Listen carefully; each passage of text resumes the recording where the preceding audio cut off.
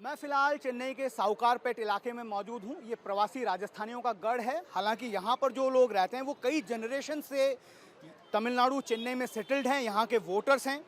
यहाँ पर जितनी भी चुनावी मुद्दे अब तक चुनाव से पहले शुरू हुए थे, अब उन मुद्दों पर एक मुद्दा जो है वो बहुत भारी पड़ रहा है, वो है नारी शक्ति वंदन अधिनियम। क्या इस मुद्दे ने तमिलनाडु की चुनावी हवा बदल दी है? क्या नैरेटिव यहाँ पर बदलता हुआ नजर आ रहा है? हमारे साथ कुछ लोग हैं, उनसे बात करते हैं और हम समझते हैं।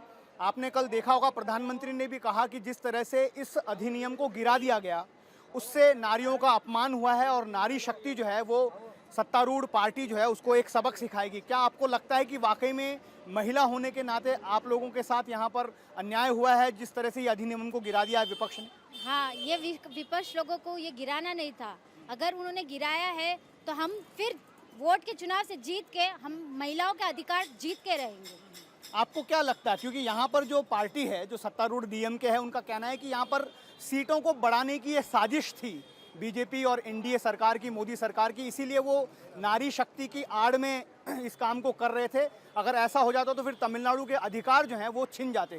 क्या आपको लगता है कि नारी शक्ति वंदन अधिनियम जो है उसको पास करने में विपक्षी दल खासतौर पर डीएमके को सरकार की मदद करनी चाहिए थी? उनकी मदद करनी चाहिए, तभी तो नारी शक्ति भी इंडिया में क्या इम्पोर्टेंस है वो पता चलेगा। इस बार नारी इतने वोट देगी कि नारी शक्ति है ना आगे आएगी। आपको लगता है कि अब वोट के अधिकार से आप इसका जवाब देंगे? जी।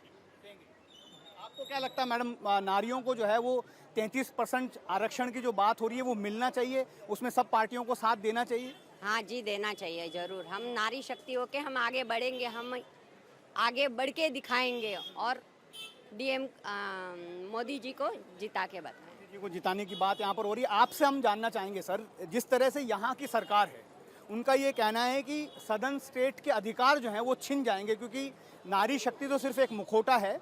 असल में जो बीजेपी का जो काम है वो यहाँ की सीटों को बढ़ा देना है, ओवरऑल जो परिसीमन करना है और सीटों को बढ़ा देना है, जिससे तमिलनाडु के अधिकार वंचित हो जाएंगे। आपको लगता है कि इससे तमिलनाडु के अधिकारों को किस तरह से नुकसान पहुँच रहा है?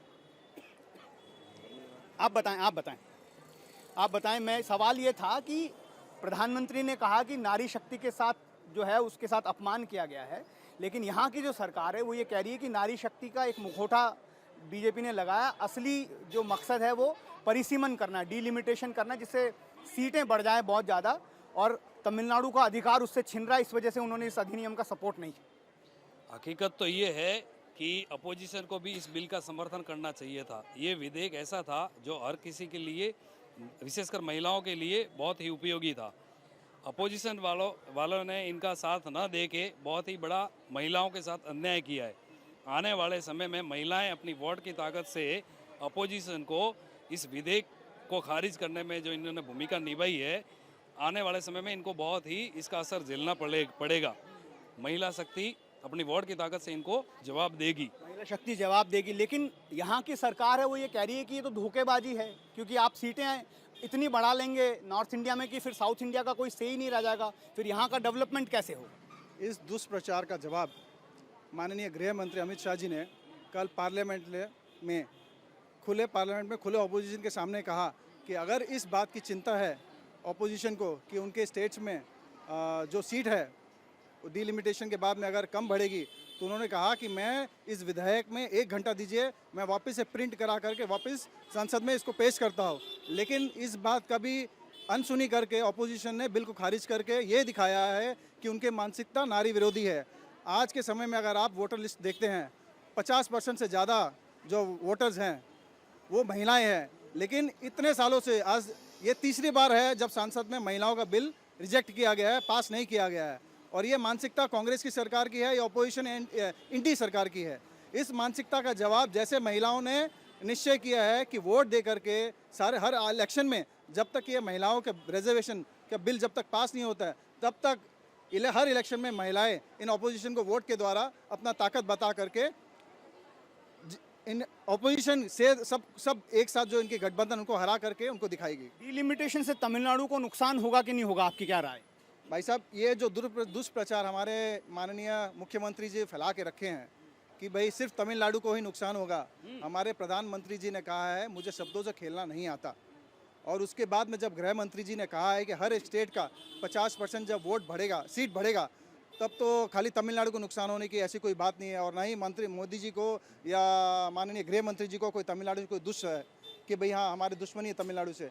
आज मोदी जी जहाँ पे भी जाते हैं तमिलनाडु कल्चर और तमिल भाषा के बारे में हमेशा प्रेज ही करते आए हैं। तमिलनाडु कल्चर और भाषा को प्रेस करते हैं। क्या आपको लगता है कि नैरेटिव जो है वो बदल गया है यहाँ पर? जिस तरह से डीएमके कह रही है कि हमने पहली बार 12 साल में प्रधानमंत्री को हरा दिया, क्या आपको लगता है कि जो ये अधिनियम गिरा है इससे यहाँ पर तमिलनाडु में बीजेपी को सियासी फायदा होगा कि नुकसान होगा? ये बोलो आप बोलो। बोलिए आप बोलिए। ये जो हवा फैला रहा है इसके विपरीत ही होगा।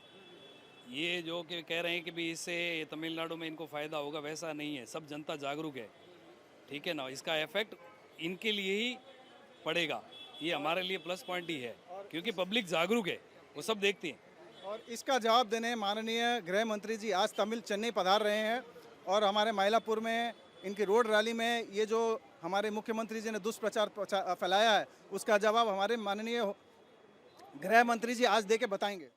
तमिलनाडु के चुनाव में इस बात को लेकर भी बहुत ज़्यादा क्यूरियोसिटी है कि इस बार बीजेपी कैसे परफॉर्म करने वाली है। पिछले चुनावों की बात कर लें तो बीजेपी ने 20 सीटों पर चुनाव लड़ा था, एआईडीएमके के साथ गठबंधन था, 4 सीटें जीती थी, लेकिन 24 का चुनाव बीजेपी ने अकेले लड़ा। सीट कोई नहीं जीत पाई, लेकिन कुछ ऐसे पॉकेट्स थे जिसमें हम साउथ डाउन साउथ की बात कर लें, कन्याकुमारी, तिरुनेलवेली, तेनकासी, चेन्नई जहां पर मैं मौजूद हूं, यहां पर भी 20% से ज़्यादा वोट शेयर बीजेपी ने हासिल किया था। लेकिन एक बार फिर अब बीजेपी एआईडीएमके के साथ गठबंधन में है। क्या इस बार बीजेपी बहुत अच्छा परफॉर्म करने जा रही है? कुछ लोग हमारे साथ हैं जो इस बारे में चर्चा करेंगे। आप बताइए सर, इस बार क्या लगता है आपको, बीजेपी की टैली पिछली 4 सीटों से बढ़ रही है या कम हो रही है? कैसा आप देख रहे हैं इस चुनाव? डेफिनेटली बढ़नी चाहिए क्योंकि अब की बार अलायंस एडीएमके के साथ है और यही गठबंधन ज़्यादा सीट ले जाती अगर इतनी मेहनत करके अन्नामलई ने जितना बड़ा वोट शेयर बढ़ाया, अगर वो रहते तो और ज़्यादा सीट आ जाती। बट डेफिनेटली पहले से तो टैली मेरे हिसाब से तो डबल या ट्रिपल भी होना चाहिए। आपने कहा 24 में अन्नामलई के हाथ में पार्टी की कमान थी और हमने देखा कि बहुत ज़बरदस्त प्रदर्शन बीजेपी ने किया था। हालांकि अकेले चुनाव लड़ा था, सीटें नहीं जीत पाई थी, लेकिन जैसा हमने बताया 20% से ज़्यादा कहीं कहीं पर जो है वोट शेयर पहुंच गया था। अब अन्नामलई को हटाया गया या उन्हें हटना पड़ा एआईडीएमके की वजह से, आपको लगता है इससे बीजेपी का मोमेंटम कमज़ोर पड़ा है? क्योंकि जिस तरह से देख रहे थे कि एक सर्ज था बीजेपी में 2 साल पहले तक, अब आपको लगता है इन चुनाव में थोड़ा सा ढीला पड़ा है, वो कैडर के बीच में मैसेज जो है वो सही नहीं गया है? थोड़ा बीजेपी के जो स्टॉन्च सपोर्टर्स कह लो, उनमें थोड़ा लगा कि अन्नामलई रहते तो और बढ़िया रहता। थोड़ा वो क्या बोलते हैं उसमें एक स्टेप डाउन हुआ ही है। It would have definitely been, had he continued, it would have been more stronger than what it was earlier. 2016 में बीजेपी ने साहब अकेले चुनाव लड़ा था, जीत नहीं पाए थे। 21 में फिर एआईडीएमके के साथ चुनाव लड़ा, वोट शेयर बहुत कम था, 3% से भी कम था, लेकिन 4 सीटें जीत गई। तो इसलिए शायद हो सकता है कि नेतृत्व को लगा हो कि एआईडीएमके के सहारे के बिना तमिलनाडु में बीजेपी जो है वो जीत नहीं सकती। तो क्या आपको लगता है ये डिसीजन ठीक है, अन्नामलई को अलग करके एआईडीएमके के साथ गठबंधन करना और चुनाव में जाना? आपको क्या लगता है? Definitely, candidate selection is much better this time, so the vote share will increase. Vote share will increase. Vote share में और सीटों पे जो 27, क्योंकि पिछली बार 20 लड़ी थी, 4 जीती थी, इस बार 27 पे लड़ रहे हैं, तो आपको लगता है कि उस पर टैली बढ़ेगी सीटों की भी? The tally will increase. Of course, tally will increase. Chennai में आपको लगता है और बीजेपी के कैंडिडेट्स होने चाहिए थे? क्योंकि अब एआईडीएमके के साथ गठबंधन है तो सिर्फ माइलापुर में 1 सीट बीजेपी को मिली और आवड़ी में 1 मिली है। आपको लगता है जो टाउन है, जो बेसिकली अर्बन डिस्ट्रिक्ट है, अर्बन एरिया पॉकेट जिसको कहते हैं, वहाँ पर बीजेपी को ज़्यादा मिलना चाहिए चांस? बीजेपी को ज़्यादा मिलेगा अगर if they fight it independently as BJP, they will earn more seat, more votes. तो ये देखिए एक सेंटिमेंट यहाँ पर ये भी है कि बीजेपी इंडिविजुअली ज़्यादा अच्छा करती या फिर कॉम्बिनेशन के साथ ज़्यादा अच्छा करती। 2016 का हमने जैसा जिक्र किया वो हमारे पास सामने है, वो हिस्ट्री जिसमें पता चला कि अकेले चुनाव लड़ने से बीजेपी जीत नहीं सकती। शायद हो सकता है इसीलिए एक द्रविड़ पार्टी का सहारा उन्होंने लिया। आपको क्या लगता है कि बीजेपी इस बार इंक्रीज़ कर रही है अपनी टैली को और पूरे कॉम्बिनेशन को आप किस तरह से देख रहे हैं? Of course, Tamil Nadu always prefer local party to be in alliance with BJP. They don't want a North say Kake, they rule the. See, that is one of the major factor I feel.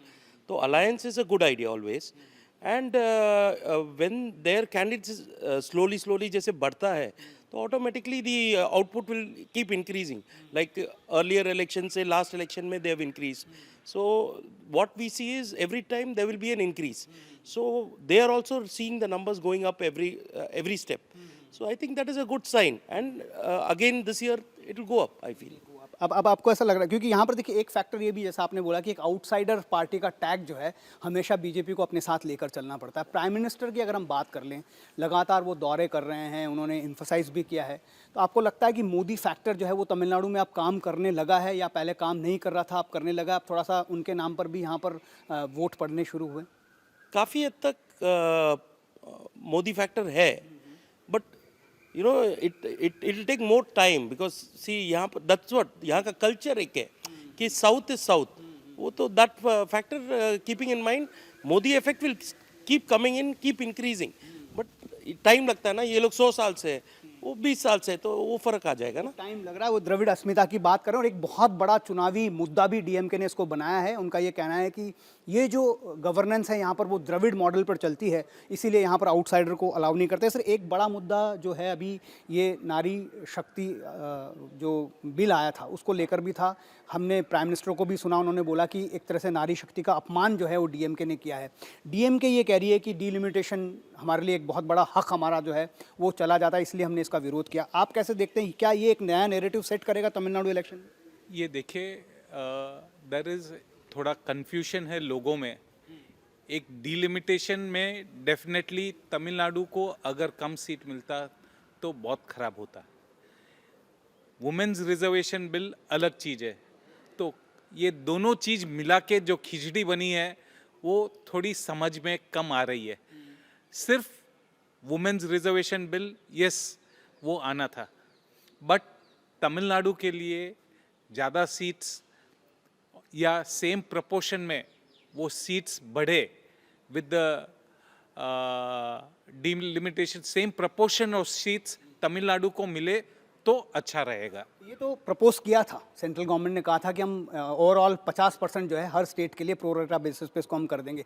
लेकिन मैं आपसे सवाल ये जानना चाह रहा था कि ये नैरेटिव जो लेकर जा रही है, क्योंकि हमने देखा कि डीएम के बहुत बड़े लेवल पे इसको चला रही है कि हमने 12 साल में पहली बार प्राइम मिनिस्टर को हरा दिया, तो ये नैरेटिव आपको लगता है कि लोगों के बीच में चला गया है, लोग ये जानने लगे हैं कि तमिलनाडु का हक इससे छीना जा रहा है, या फिर लोग ये समझ रहे हैं कि वाकई में नारी शक्ति का अपमान हुआ है?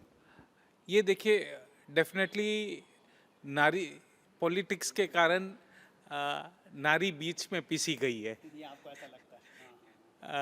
लेडीज़ का 33% आरक्षण रहता तो बहुत अच्छा रहता।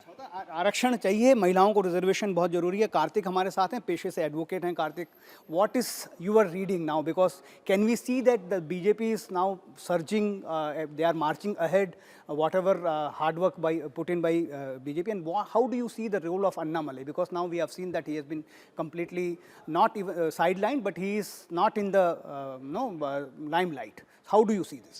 Yeah, first of all, BJP party is growing, there is no doubt. But Annamalai factor is a very huge bonus for BJP party. Since he being a youngster, from my circle, my friend circle alone, many youngsters have joined BJP only after seeing the Mr. Annamalai.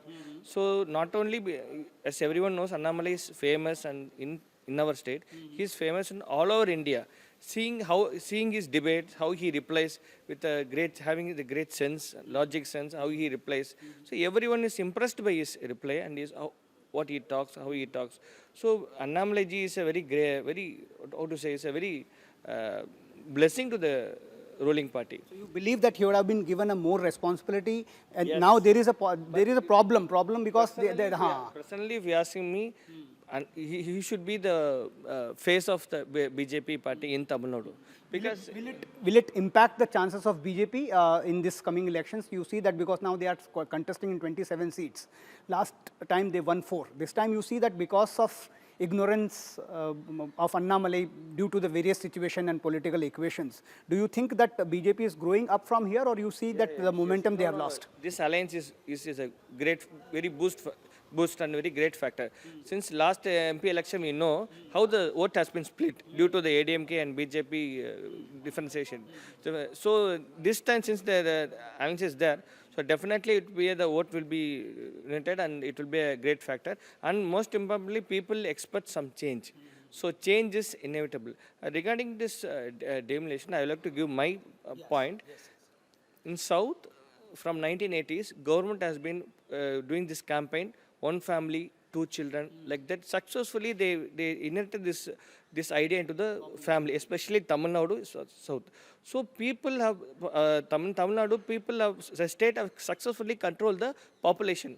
So regarding the seats, so what we think is, why punish southern state, Tamil Nadu, for implementing the what to say, this thing, one child population control strongly. So we have done the thing what central government suggested us. So why punishes? This is what everybody thinks. So we Same thinking we have seen from the Chief Minister also. So now do you think that this narrative of giving injustice to Tamil Nadu has reached to the people? Now they are thinking that it is not only about the women reservation, it's all about the delimitation also. No, regarding, I'm not speaking about women reservation. Regarding delimitation, I'm not supporting DMK or Stalin. This is what not we Tamil people, not Tamil Southern speak. We have successfully controlled the population by implementing what the central government said in 1980s and 70s. So why punishes for successfully implementing the population birth control successfully? So that's what we think. We need more MP seats. That's all. एक ये देखिए, ये धारणा है, समाज के प्रबुद्ध लोग हैं जो काफ़ी लोगों से मिलते हैं, इनकी बातें इन्फ्लुएंस भी करती है लोगों को। इनका ये कहना है कि बीजेपी में एक यहाँ पर ग्रो कर रही है बीजेपी, लेकिन वो स्पेस में नहीं कर रही क्योंकि उसमें बहुत सारी चीज़ें हैं। द्रविड़ अस्मिता की बात है, यहाँ पर जो तमिलनाडु है खासकर, ये द्रविड़ दलों के इर्द गिर्द यहाँ की राजनीति घूमती है। मोदी फैक्टर यहाँ पर काम कर रहा है, लेकिन उसमें वक्त लगेगा। और दूसरी बात जो डिलिमिटेशन की है, वो बहुत प्रिवेलिंगली हम यहाँ पर देख रहे हैं कि लोग हमेशा ये कह रहे हैं कि जिन लोगों ने पॉपुलेशन कंट्रोल किया है उनको यहाँ पर ये सज़ा क्यों मिले कि उनकी सीटें कम हो जाए, और जिन राज्यों में पॉपुलेशन ज़्यादा है उनको ऑटोमेटिकली सीटें जो है वो जनसंख्या के आधार पर बढ़ जाए। तो कुल मिलाकर यहाँ पर एक मिक्स सेंटीमेंट हम देख रहे हैं। बीजेपी के लिए अन्नामलई बड़ा फैक्टर है। अगर वो कह रहे हैं लोग यहाँ के कि अगर वो कमान में होते तो ज़्यादा सीटें और जीतती थी। अब देखना होगा कि जो मोमेंटम 24 के बाद 26 में तो कम होता हुआ नज़र आ रहा है बीजेपी का।